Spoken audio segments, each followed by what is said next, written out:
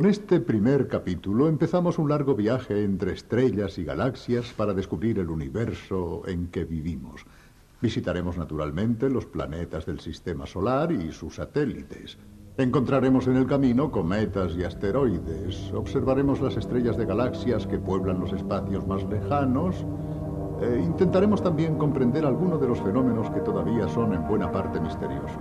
Las estrellas de neutrones, por ejemplo, las supernovas, el famoso Big Bang. Después veremos todo lo que la astronáutica ha aportado en los últimos años al conocimiento directo del espacio y lo que podrá aportar en el futuro gracias a nuevos proyectos e incluso a nuevos vehículos. Este primer capítulo está dedicado al Sol. Al Sol que cada día nos ilumina, nos calienta y permite que la vida florezca en la Tierra. Para entender qué es el Sol, vale la pena, para empezar, contemplar un cielo estrellado. Un cielo estrellado como este, llenísimo de estrellas, tal como puede observarse con un telescopio en las mejores condiciones. Por ejemplo, en la alta montaña con una atmósfera muy limpia. Pues bien, cada uno de estos puntitos es un sol. Un sol como el nuestro, quizás mayor. Estos soles o estas estrellas, pues así se las llama, pueden ser de tipos muy diversos. Las hay jóvenes y viejas, más grandes y más pequeñas, con o sin planetas, solitarias o también unidas en un sistema doble formado por dos estrellas que giran juntas, llamadas por eso estrellas binarias. Si alguien desde lo alto mirase hacia nosotros, vería nuestro Sol tal como nosotros vemos cualquiera de esas estrellas, es decir, como un puntito luminoso mezclado con miles, con millones de otros puntitos luminosos. Un granito de luz insignificante en el cosmos. Nosotros estamos muy cerca de nuestra estrella, de manera que la vemos incandescente en el espacio, tan rutilante que no la podemos mirar con los ojos descubiertos. Quedaríamos cegados si la mirásemos fijamente. Para poderla ver es necesario un filtro óptico, por ejemplo, un cristal ahumado o bien un filtro natural, el de la atmósfera, que absorbe gran parte de las radiaciones.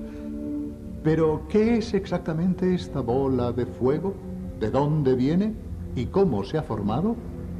En este capítulo, el Sol, la estrella más importante para nosotros y la más próxima. Su nacimiento hace unos 5.000 millones de años, su evolución y su final dentro de otros 5.000 millones de años. Los mecanismos ocultos que lo mantienen encendido, los espectaculares fenómenos de su incandescente superficie, manchas, protuberancias, fulguraciones. Una entrevista con un gran experto internacional, el profesor Giovanni Godoli, y los sorprendentes resultados de las exploraciones solares realizadas por las sondas no tripuladas. Los astrofísicos han comprendido el proceso del que nació el Sol, lo mismo que las otras estrellas. Naturalmente quedan todavía muchas cosas por descubrir, pero si fuéramos hacia atrás en el tiempo, hasta la época de formación del sistema solar, hace casi 5.000 millones de años, esto es probablemente lo que veríamos.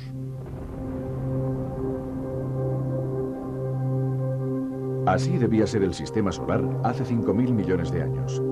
Una gigantesca y fría nube de material interestelar compuesta por gases y polvo que lentamente comenzaba a contraerse, quizás a causa de la cercana explosión de una supernova. A medida que la nube se hacía más densa, aumentaba también su fuerza de gravedad y como un aspirador, las partes más condensadas atraían nueva materia. La nube se estaba concentrando sobre sí misma. En el centro, en el punto más denso, la presión y la temperatura eran cada vez más elevadas. A 10 millones de grados se desencadenaron las reacciones termonucleares. El Sol se había encendido. Pero en aquella remota época, el Sol recién nacido no brillaba como ahora. Era mucho menos luminoso. En estos 5.000 millones de años, su brillo ha aumentado un 50%. Entre tanto, en el resto de la nube, a partir de vórtices de otros núcleos de condensación más pequeños, se formaron los 9 planetas del sistema solar. También la Tierra y los otros planetas eran muy distintos de como los conocemos. La superficie de la Tierra recién nacida era un desierto sembrado de volcanes en continua erupción. La atmósfera primitiva, formada principalmente por dióxido de carbono y nitrógeno, habría resultado letal para nosotros. De las densas nubes de vapor de agua cayó una lluvia que en el curso de centenares de miles de años formó los océanos. Se preparaba el escenario para la aparición de la vida. La energía que hizo posible la aparición de la vida la proporcionó naturalmente el Sol. Gracias a este inmenso horno, la Tierra, que se encuentra a la distancia precisa, es decir, ni demasiado próxima para quemarse, ni demasiado alejada para helarse, ha podido mantener una temperatura ideal y ha dispuesto de abundante agua líquida. En otros planetas el agua o se ha evaporado a causa del exceso de calor o se ha congelado por el exceso de frío. Aquí, en cambio, el calor del Sol ha proporcionado las condiciones ideales no solo para el nacimiento, sino también para la progresiva evolución de la vida. Por otra parte, el Sol es todavía el motor que lo hace girar todo o casi todo. Si por una razón u otra el Sol dejase de brillar sobre la Tierra, todo se detendría. Los huracanes, los vientos, la lluvia, todo desaparecería y naturalmente también la propia vida. Todo lo que vemos a nuestro alrededor está alimentado por el Sol. Si esta lámpara se apagase, en la Tierra todo se volvería oscuro, frío, inanimado. Tras siglos de observaciones con instrumentos cada vez más sofisticados, ¿qué han descubierto los astrónomos sobre el Sol? Veamos, este es el retrato de nuestra estrella, tal como se presenta hoy después de las investigaciones y observaciones realizadas en todo el mundo. Comparándolo con la Tierra, el Sol es gigantesco. Con un diámetro de cerca de 1.400.000 kilómetros, es más de 100 veces más ancho que la Tierra. Y su masa, 1 millón de veces mayor. Incluso las manchas solares, las zonas más frías de su enrarecida superficie, son más grandes que nuestro planeta. Los secretos del Sol son revelados por su luz, cuyos rayos pueden ser capturados y analizados en los observatorios solares. La luz del Sol es un arco iris de colores, un espectro. Descomponiéndolo, aparecen unas franjas oscuras que nos indican de qué elementos está compuesto, además de darnos otros datos: su temperatura, su periodo de rotación, su actividad magnética. Esta es la huella roja del hidrógeno. Esta toma con luz roja revela que el Sol está compuesto por 3/4 partes de hidrógeno y 1/4 parte de helio. La rotación de esta enorme esfera de gases incandescentes se completa cada 27 días. La temperatura sobre la superficie, llamada fotosfera, alcanza los 6.000 grados. En el interior, en el horno termonuclear, la temperatura es mucho más alta, 15 millones de grados. Aquí la fusión nuclear transforma cada segundo 4 toneladas de hidrógeno en energía. La energía producida en el centro del Sol empieza así un largo ascenso y tardará 10 millones de años en llegar a la superficie.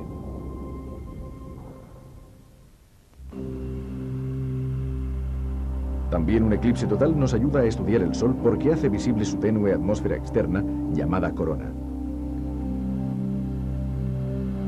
Este es un eclipse filmado desde Java.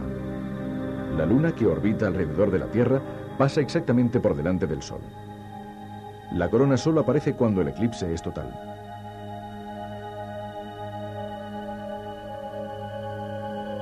Instantes antes de este momento cae un extraño crepúsculo. El acontecimiento ha traído a Java a científicos y curiosos de todo el mundo.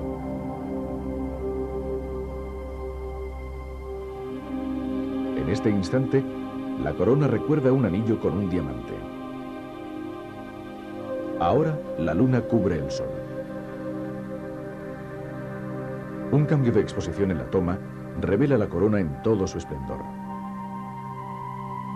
En realidad es una nube de gases muy enrarecidos que se extiende millones de kilómetros en el espacio.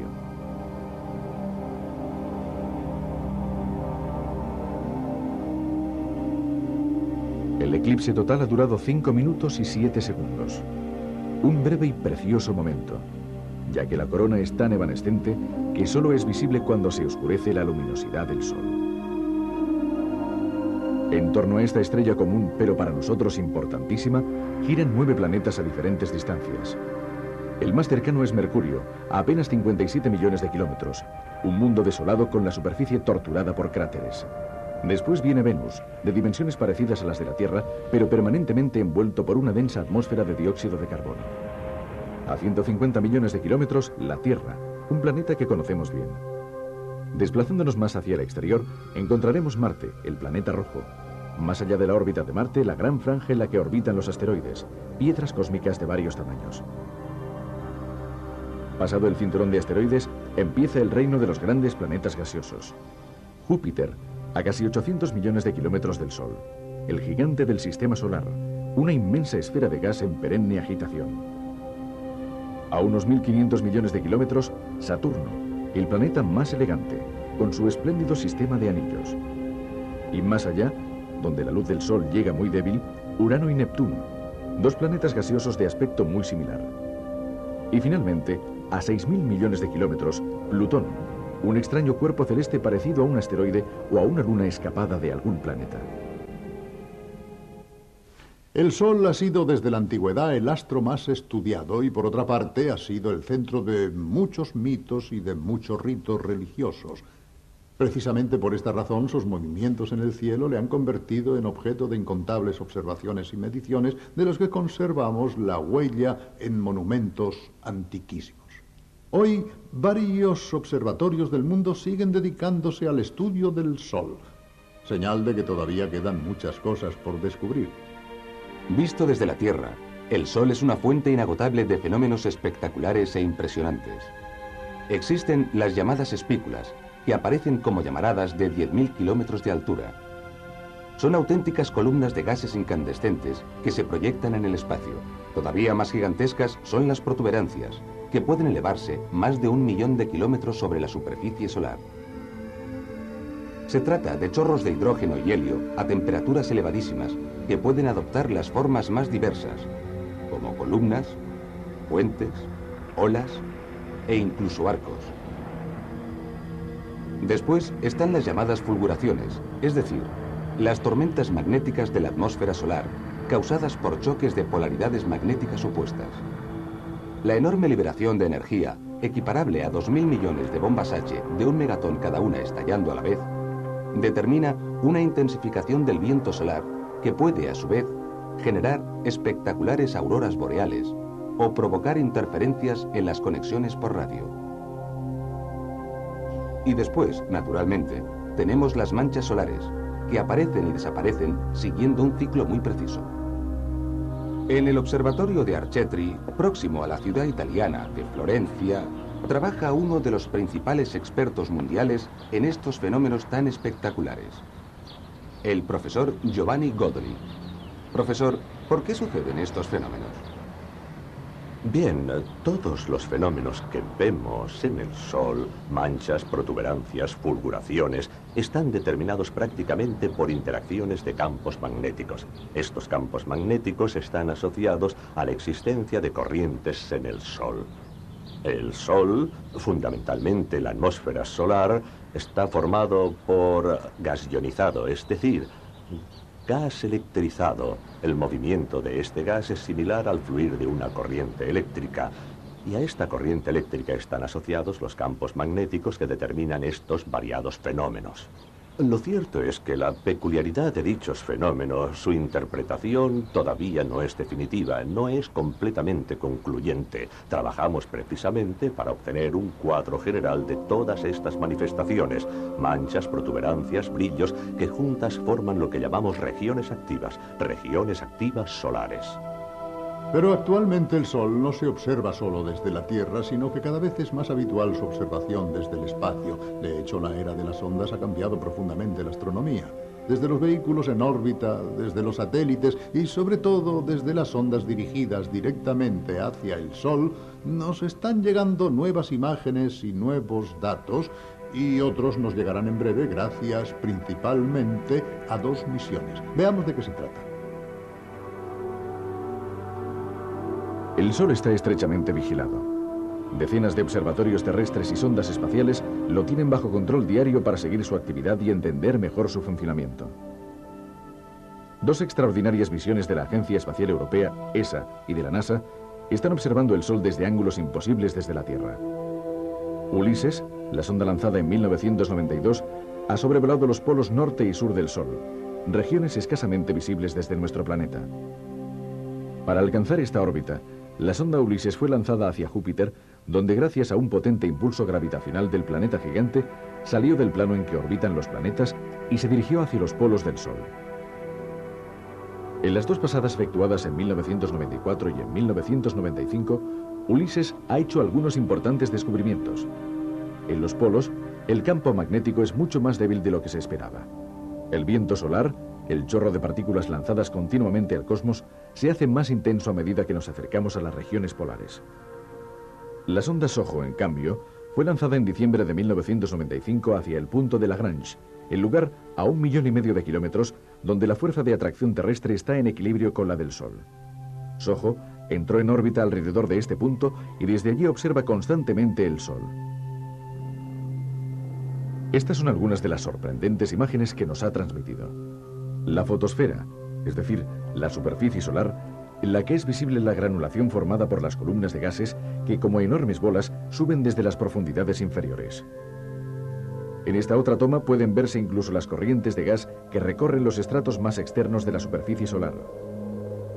Por encima de la fotosfera se extiende la atmósfera solar, llamada cromosfera, un estrato gaseoso muy rarificado donde se levantan las espículas, gigantescas llamaradas de miles de kilómetros de altura.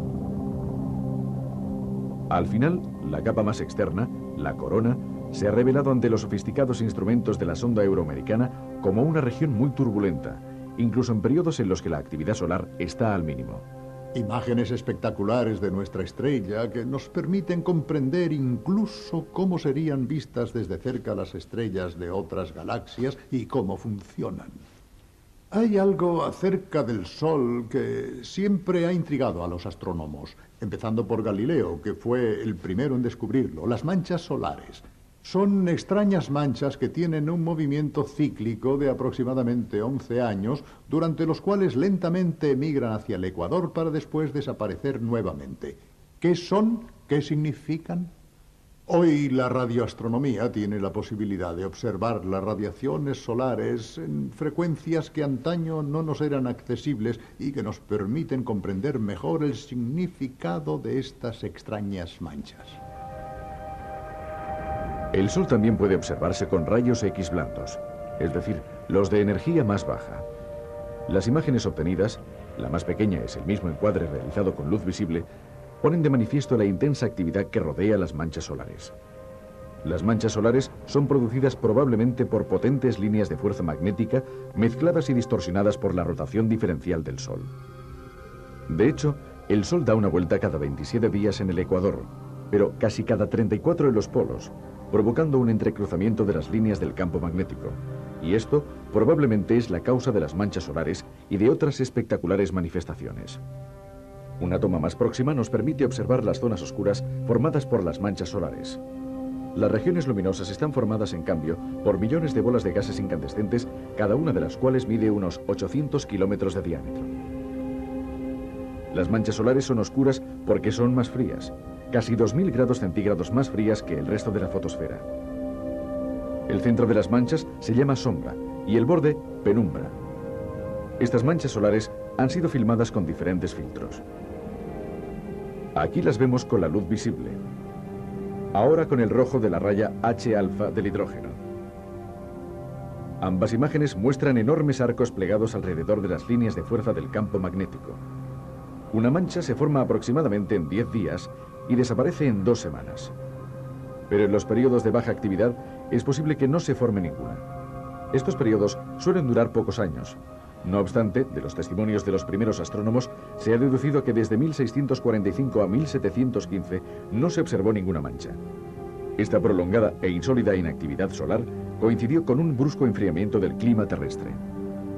El Sol ha dejado huellas de los cambios de su actividad, no solo en el clima, sino también en los árboles, ya que el calor influye en su crecimiento. Observando los anillos de árboles centenarios, los anillos de crecimiento, es posible constatar la existencia de estos ciclos del Sol. Es un trabajo que parece propio de Sherlock Holmes. Veamos. Estamos en la Universidad de Tucson, en Arizona. Este es uno de los laboratorios más avanzados en el estudio de los anillos de los árboles. Por el espesor de estos anillos, aquí vemos a la investigadora midiéndolos, se pueden averiguar las condiciones climáticas de hace miles de años. Como sabemos, La vida de algunas especies de árboles puede alcanzar los 5.000 años. En cada uno de estos años se forma un anillo, mayor si las condiciones climáticas son favorables y más delgado si son adversas. A partir de las marcas dejadas en los troncos de los árboles, algunos científicos han pensado que es posible llegar a conocer la actividad del Sol en épocas pasadas.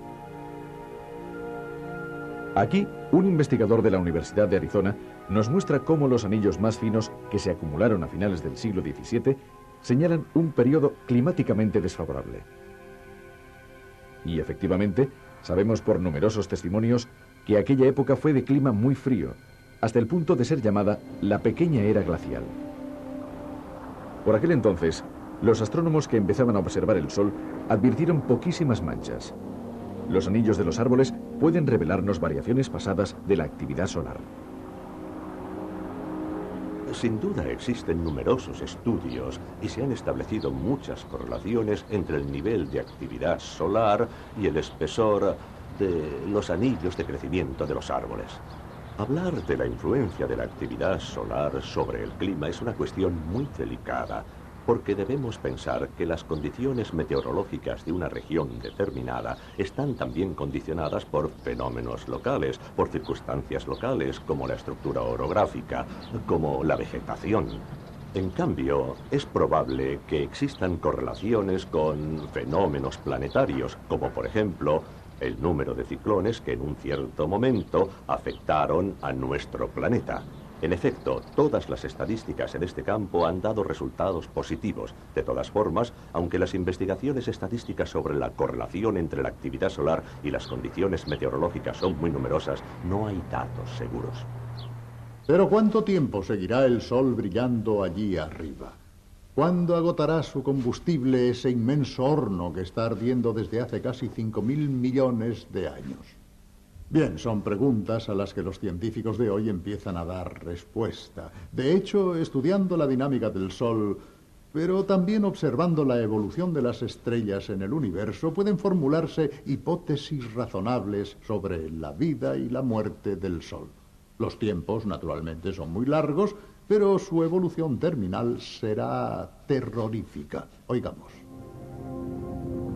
Nada dura eternamente, y el Sol, igual que se encendió hace 5.000 millones de años, se apagará dentro de otros 5.000 millones de años. El Sol es una estrella de mediana edad, y el horno termonuclear ya ha consumido la mitad del hidrógeno, su combustible.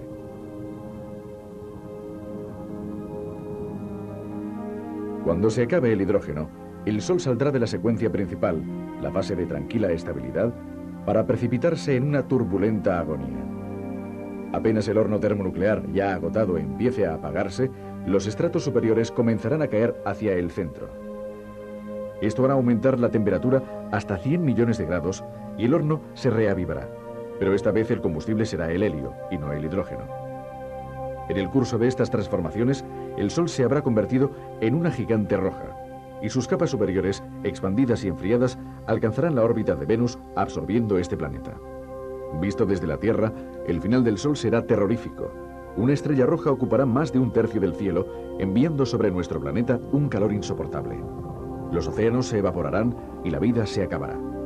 Tras la fase de gigante roja, el Sol quedará sacudido por explosiones que expelirán los estratos más externos y se convertirá en una nebulosa planetaria. El núcleo central, visto desde la Tierra, se parecerá a un puntito blanco muy luminoso de materia ultradensa, una enana blanca. Después, también esa última luz se apagará y el Sol, convertido en una enana negra, no sufrirá ninguna evolución posterior. Mientras, la humanidad, si es que todavía existe, ya se habrá marchado hacia otros destinos. Antes de que el Sol empiece su terrorífica evolución final, quemando en un abrazo mortal nuestro planeta, nuestros tataranietos lejanísimos habrán inventado la forma de vivir más allá del espacio. No olvidemos que esto sucederá dentro de miles de millones de años, o sea, en una época en la que no somos siquiera capaces de imaginar cómo será nuestro mundo. Pero dejar la Tierra para ir ¿a dónde? El estudio del universo y de sus leyes hoy nos ha enseñado a ver las cosas de una manera mucho más imaginativa que en el pasado. Así es como veía el futuro un hombre de una gran imaginación, hoy desaparecido, que dedicó toda su vida a estudiar la ciencia y a divulgarla. Isaac Asimov. Si pudiésemos llevar nuestra mirada 1000 años hacia adelante, creo que los cambios que veríamos serían 1000 veces más sorprendentes que los que han tenido lugar durante los últimos 1000 años. Tengo la sensación de que la especie humana, dentro de 1000 años, ya habrá alcanzado los confines del sistema solar y que existirán mundos independientes que se moverán por sí solos en el espacio. Podrá haber millones de estos mundos y en cada uno de ellos surgirá una cultura propia, con un tipo específico de música, literatura y ciencia. Si siguen evolucionando separadamente, con el paso del tiempo es posible que se desarrollen especies humanas diferentes, incapaces incluso de mezclarse entre ellas. Así podrán nacer miles de diferentes especies de descendientes inteligentes del Homo sapiens. Será un universo en el que resultará estimulante vivir, en el que será posible encontrarse con nuestros primos lejanos y quizás será incluso posible entrar en contacto con otras inteligencias no humanas que existan en otros mundos. Tal vez las cosas no serán así, o tal vez sí, quién sabe. De todas formas, es estimulante pensar que la aventura del hombre pueda continuar en esta nueva dimensión y que nuestros descendientes lejanísimos tengan la capacidad para mantener encendida la llama de la vida y de la inteligencia. Amigos, hasta pronto.